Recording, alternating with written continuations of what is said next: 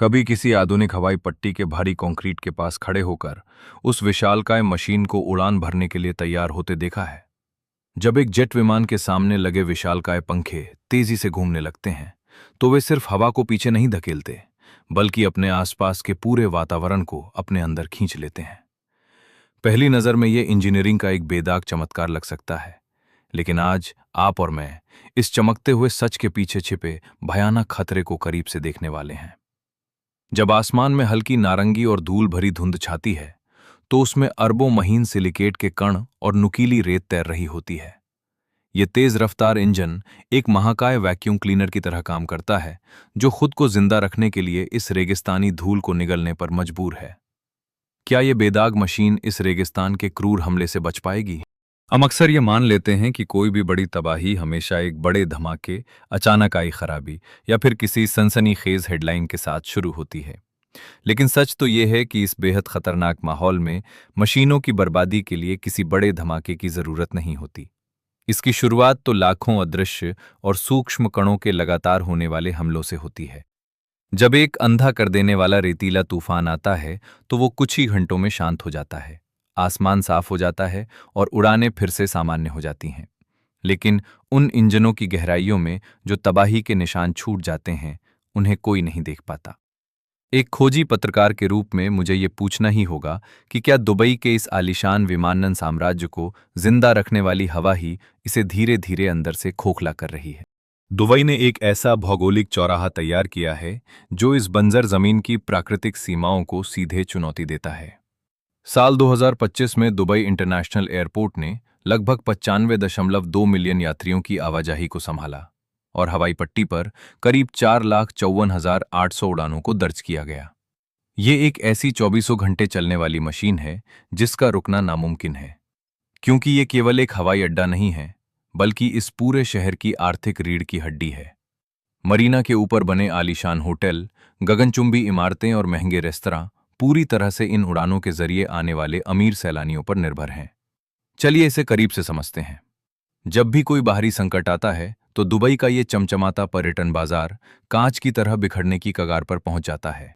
बिना लगातार लैंड करने वाले विमानों के दुबई के ये आलीशान और भव्य हिस्से खतरनाक रूप से वीरान नजर आते हैं। पर्यटन पर टिकी इस अर्थव्यवस्था के लिए उड़ानों का रुकना सीधे बर्बादी का कारण बन सकता है। लेकिन जरा सोचिए, हर बार जब वे 4,54,800 विमान उड़ान भरते हैं या उतरते हैं तो वे बेहद संवेदनशील इंजनों को इस गर्म और धूल भरी हवा को निगलने के लिए मजबूर करते हैं। जैसे जैसे उड़ानों की संख्या बढ़ रही है, वैसे हार्टेड इन मशीनों का इस जानलेवा वातावरण से संपर्क भी तेजी से बढ़ रहा है। यहां कहानी में सबसे बड़ा मोड़ आता है। खतरा हवाई अड्डे की बाड़ के बाहर नहीं खड़ा है, बल्कि वो उन मशीनों के फेफड़ों के अंदर खींचा जा रहा है जो इस शहर के खजाने को बचाए रखती हैं। क्या दुबई खुद को इस रेतीली मार से बचा पाएगा? इस कड़वे सच का पता लगाने के लिए हमें चमचमाते यात्री टर्मिनलों को छोड़कर खुद उस धूल का पीछा करना होगा। हमें उस सूक्ष्म खनिज कण की यात्रा को करीब से ट्रैक करना होगा जो हवा से होते हुए सीधे एक कमर्शियल टर्बोफैन इंजन के दहकते हुए हिस्से में प्रवेश करता है। ये विनाशकारी यात्रा इंजन के मुहाने से शुरू होती है। जब विमान रनवे पर पूरी ताकत से दौड़ता है तो हवा की भारी मात्रा इस विशाल गोल रास्ते से अंदर खींची जाती है। इस जरूरी ऑक्सीजन के साथ साथ वातावरण में मौजूद हर जानलेवा कचरा भी अंदर खींचा चला आता है। सबसे पहला टकराव सामने घूम रहे टाइटेनियम के विशालकाय ब्लेडों से होता है। चूंकि ये ब्लेड प्रति मिनट हजारों बार घूमते हैं, इसलिए रेत के बड़े और भारी कण इनसे टकराकर तुरंत बाहर की तरफ फेंक दिए जाते हैं। रेत के वे भारी कण इंजन के संवेदनशील हिस्सों को छुए बिना ही पीछे के बाईपास डक्ट से बाहर फेंक दिए जाते हैं। लेकिन जो सबसे महीन धूल के कण होते हैं, यानी वे अदृश्य सिलिकेट, जो इस पूरे रेगिस्तानी इलाके में हमेशा एक अजीब सी धुंध बनाए रखते हैं, उनका व्यवहार बिल्कुल अलग होता है। वे इतने हल्के होते हैं कि पंखे की रफ्तार को चकमा देकर सीधे इंजन के नाजुक अंदरूनी हिस्से में घुस जाते हैं। जरा कंप्रेसर ब्लेड के उस नुकीले हिस्से के बारे में सोचिए, जिसकी बनावट इतनी सटीक और बेदाग होती है कि वो हवा को चीर कर दबाव बना सके। अब कल्पना कीजिए कि जब नुकीले सिलिकेट कण सैकड़ों मील प्रति घंटे की रफ्तार से उस बारीक धातु की धार से टकराते हैं तो क्या होता होगा। कोई बड़ा पत्थर या पक्षी टकराकर शायद दूर गिर जाए, पर यह अदृश्य आरी उसे काट देती है। लेकिन ये सूक्ष्म कण मशीनरी के और भी गहरे हिस्सों में जाकर एक बेहद जटिल समस्या को जन्म देते हैं। क्या कोई धूल भरा तूफान तब खत्म होता है जब रडार साफ आसमान दिखाता है, या तब जब कोई मैकेनिक इंजन खोलकर उसकी जांच करता है? आज आप और मैं इस बात की तह तक जाएंगे। दहन कक्ष तक पहुंचने से पहले इन कणों को कंप्रेसर के उस भयानक दबाव वाले रास्ते से गुजरना पड़ता है। यहां हवा को धातु के कई घूमते हुए ब्लेडों के बीच इतनी तेजी से भींचा जाता है कि धूल के ये कण सूक्ष्म गोलियों की तरह काम करने लगते हैं। ये लगातार ब्लेड की चिकनी सतह को खरोंचते हैं, जिससे दो बड़ी समस्याएं पैदा होती हैं। पहली है फाउलिंग, जिसमें धूल धातु की सतह पर चिपककर उसे पूरी तरह से खुरदरा और बेकार बना देती है। फाउलिंग जैसी समस्या से निपटना फिर भी आसान है। एयरलाइंस इसके लिए समय समय पर इंजन को केमिकल वॉश देती हैं, जिसमें गर्म पानी और डिटर्जेंट की मदद से जमी हुई गंदगी को साफ कर दिया जाता है। लेकिन असली खतरा दूसरी समस्या है, जिसे इरोजन यानी घिसावट कहते हैं, जिसे धोकर कभी ठीक नहीं किया जा सकता। जब हजारों नुकीले कण अत्यधिक गति से इन ब्लेडों पर बार बार वार करते हैं, तो पूरा कंप्रेसर अंदर से सैंडब्लास्ट होने लगता है। धीरे धीरे और बिना रुके उस ब्लेड का सटीक आकार बदलने लगता है। धातु घिस जाती है और जो सिरा कभी चाकू की तरह तेज था, वो पूरी तरह से कुंद हो जाता है। उसकी कभी बेहद चिकनी रहने वाली सतह पर अनगिनत गहरे गड्ढे बन जाते हैं और वो खुरदरा हो जाता है। जब इंजन के उस महत्वपूर्ण हिस्से का आकार बदल जाता है, तो हवा का बहाव बिगड़ने लगता है और कंप्रेसर अपना दबाव खो बैठता है। नतीजा ये होता है कि इंजन सामान्य से कहीं ज्यादा गर्म होने लगता है और उतनी ही ताकत पैदा करने के लिए उसे कहीं ज्यादा ईंधन पीना पड़ता है। ये कोई काल्पनिक खतरा नहीं है। साल 2025 के एक आधिकारिक इंजीनियरिंग शोध में एक टर्बोशाफ्ट इंजन को लगातार 54 घंटे तक धूल और मिट्टी के बीच चलाया गया। इसके नतीजे बेहद चौंकाने वाले थे।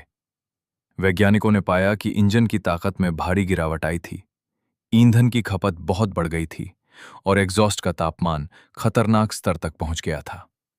इसका मतलब ये नहीं कि हर विमान एक ही झटके में खराब हो जाएगा, बल्कि यह साबित करता है कि यह धीमा जहर है। यह साबित हो चुका है कि लगातार धूल निगलने से इंजन अंदर से पूरी तरह से तबाह होने लगता है।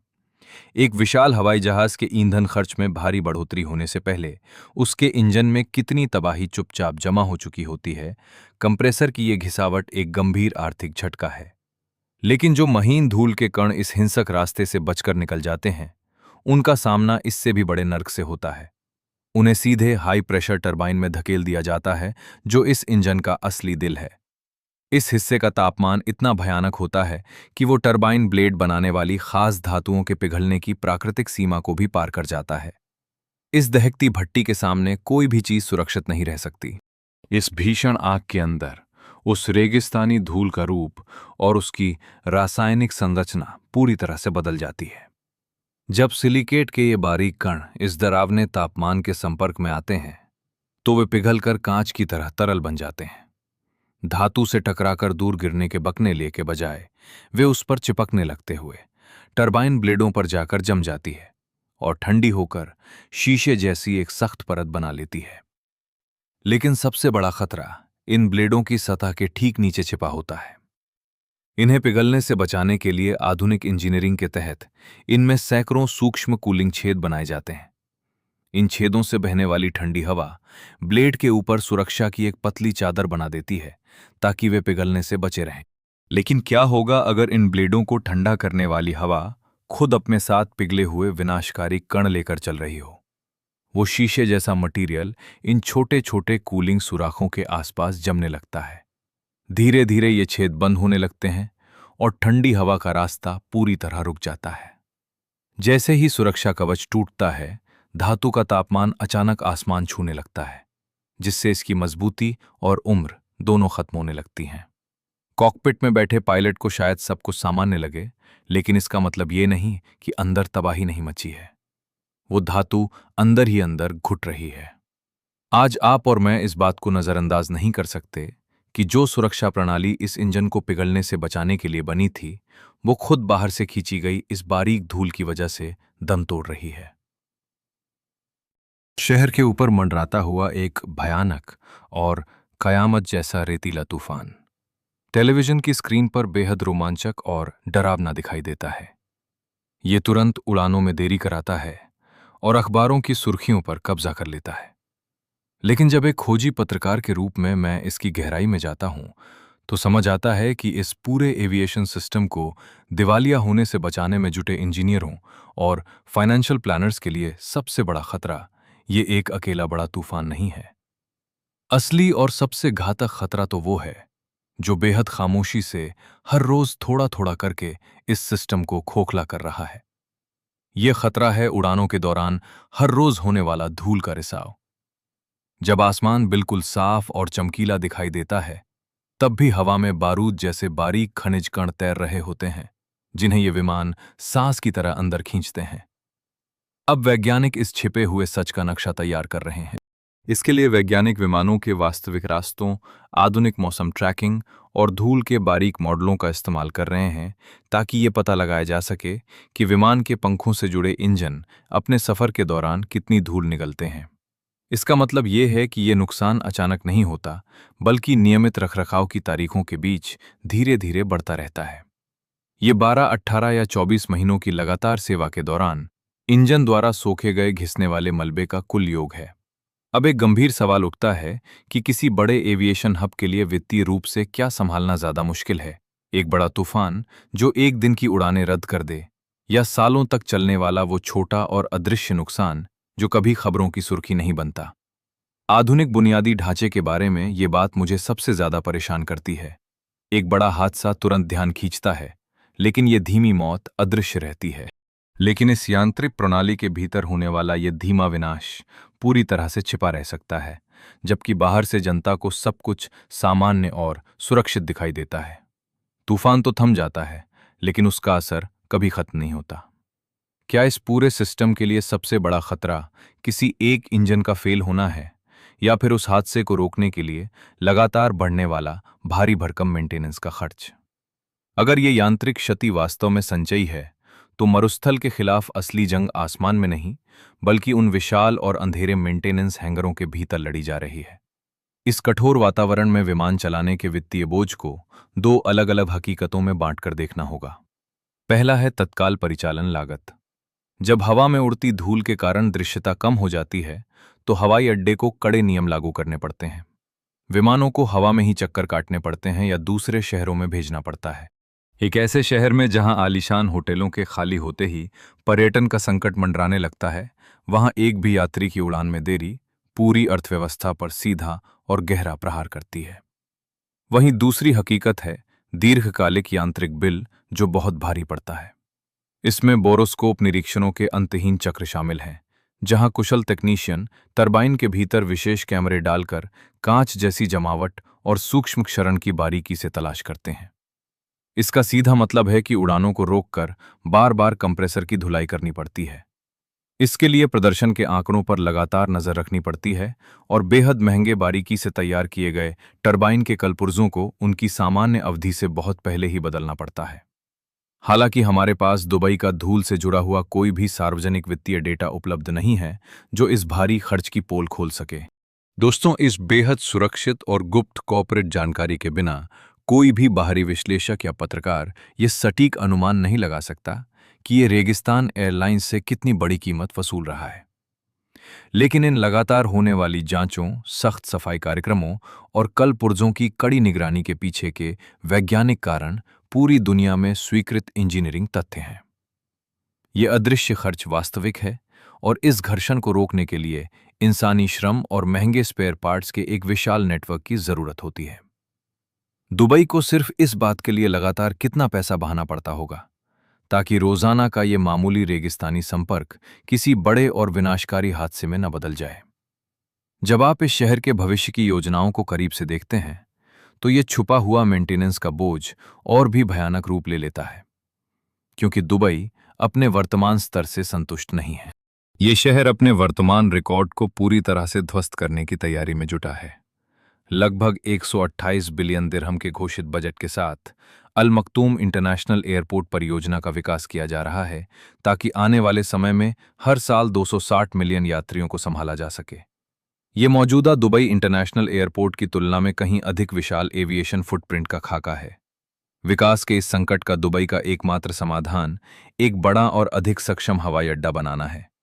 लेकिन एक बड़े हवाई अड्डे का सीधा मतलब यह है कि हर पर्यावरणीय चुनौती को उसी विशाल पैमाने पर प्रबंधित, वित्त पोषित और ठीक करना होगा। उड़ानों की संख्या बढ़ने का सीधा सा गणित है कि आसमान में उड़ने वाले और अधिक जेट इंजन इसी खतरनाक रेगिस्तानी धूल को अपनी सांसों के जरिए भीतर खींचेंगे। क्या दुनिया का सबसे बड़ा हवाई अड्डा बनाने से वो यांत्रिक समस्या भी कई गुना बढ़ जाएगी जिसे दुबई आज तक पूरी तरह खत्म नहीं कर पाया है? अगर हम निष्पक्ष पत्रकारिता के नजरिए से देखें तो एविएशन इंजीनियरिंग इस खतरे से निपटने के लिए तेजी से खुद को बदल रही है। एयरलाइंस धूल के सबसे घने क्षेत्रों से बचने के लिए अत्यधिक जटिल मौसम पूर्वानुमान का उपयोग करती हैं। इंजनों को उन्नत कोर आर्किटेक्चर, विशेष थर्मल कोटिंग्स और स्मार्ट एयर फ्लो के साथ डिजाइन किया जा रहा है। सख्त रखरखाव प्रणालियां सुरक्षा को खतरा होने से बहुत पहले ही घिसावट को पकड़ लेती हैं। ये उद्योग बेहद सक्रिय है, लेकिन खतरे को कम करना उसे पूरी तरह मिटाना नहीं है। हर सुरक्षात्मक उपाय और नया निरीक्षण प्रोटोकॉल अंततः एक और ऐसा सिस्टम बन जाता है जिसके लिए लगातार भारी बजट और बड़े पैमाने पर प्रबंधन की जरूरत होती है। असली सवाल ये नहीं है कि क्या दुबई के पास एक बड़ा हवाई अड्डा बनाने के लिए पूंजी है। बड़ा सवाल यह है कि क्या ये सिस्टम उस विशाल पैमाने पर काम करते हुए लगातार बढ़ने वाली इस पर्यावरणीय कीमत को नियंत्रित रख पाएगा। जब हम दुबई के बुनियादी ढांचे का विश्लेषण करते हैं तो कहानियां अक्सर बिना किसी सवाल के तारीफ करने या फिर इसे सीधे तबाही का मंजर बताने के बीच झूलती रहती हैं। लेकिन इंजीनियरिंग की सच्चाई कहीं अधिक व्यावहारिक और कई यानों में बहुत अधिक खर्चीली है। आइए हम पूरी तरह से सटीक और स्पष्ट रहें। दुबई के एविएशन सिस्टम में धूल के कारण जेट इंजनों के खराब होने की लहर का कोई सार्वजनिक प्रमाण नहीं है। विमान आसमान से नहीं गिर रहे हैं और एयरलाइंस हर रोज पूरी सुरक्षा के साथ उड़ान भर रही हैं। लेकिन इस बात के पुख्ता इंजीनियरिंग सबूत जरूर हैं कि रेत और खनिज धूल कंप्रेसर के पुर्जों को धीरे धीरे खत्म कर देती है। ये धूल टरबाइन के भीतर खतरनाक जमावट बना सकती है, हवा के छिद्रों को बंद कर सकती है, ईंधन दक्षता को कम कर सकती है और विमान के रखरखाव के समय को बहुत कम कर सकती है। दुबई ने यह साबित कर दिया है कि इंसानी हौसले और बेहतरीन इंजीनियरिंग के दम पर एक अत्यंत कठिन वातावरण में भी एक विशाल हवाई केंद्र चलाया जा सकता है। लेकिन आकार बदलने से भौतिकी के नियम नहीं बदल जाते। रेगिस्तान कभी भी दुबई के इस विशाल सिस्टम को एक झटके में तबाह नहीं करेगा। असली और अधिक विश्वसनीय खतरा बहुत धीमा और लगातार चलने वाला है। ये एक स्थायी यांत्रिक और वित्तीय बोझ है जो इस चमचमाते हवाई अड्डे के साथ साथ चुपचाप बढ़ रहा है। अगर दुबई अपनी विमानन क्षमता को दुगुना या तिगुना कर देता है तो क्या आधुनिक इंजीनियरिंग इस छिपे हुए भारी बोझ को लगातार कम कर पाएगी, या फिर ये रेगिस्तान यहां से गुजरने वाले हर एक विमान से और भी बड़ी कीमत वसूल करेगा? आज आप और मैं इस बात पर विचार कर रहे हैं कि क्या हमें एक ऐसे एविएशन सिस्टम पर आंख मूंद कर भरोसा करना चाहिए जो लगातार अपनी सबसे सटीक और संवेदनशील मशीनों को घिसते हुए आगे बढ़ रहा है। आप हमें नीचे कमेंट बॉक्स में जरूर बताएं कि दुबई के बुनियादी ढांचे के किस छिपे हुए खतरे की जांच हमें अगली बार करनी चाहिए। हमारी ये खोजी रिपोर्ट पूरी तरह से स्थापित इंजीनियरिंग नियमों और सार्वजनिक रूप से उपलब्ध विमानन डेटा पर आधारित है। हम ये बिल्कुल नहीं कह रहे हैं कि एमिरेट्स दुबई एयरपोर्ट्स या किसी खास विमान के बेड़े को इस समय इंजन फेल होने के किसी बड़े संकट का सामना करना पड़ रहा है, बल्कि हम केवल उस अनदेखी चुनौती को सामने ला रहे हैं जो इस चमक के पीछे छिपी है।